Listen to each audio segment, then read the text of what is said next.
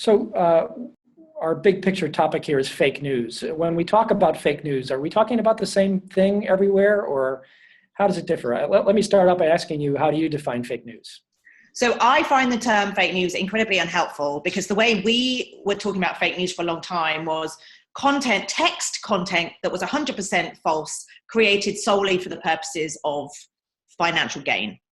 The problem is it has now become a kind of a catch-all term, and that's before you start looking at the way that the president is now using the term fake news. But even before that, it's kind of a problematic term, I think, because if you think about the whole ecosystem, you have, parody and satire at one end.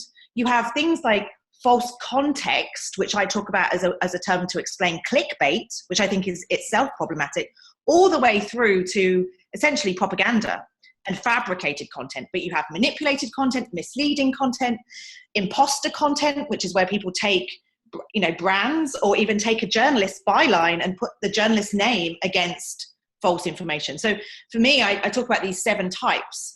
And I think the term fake news undermines the complexity of this whole area.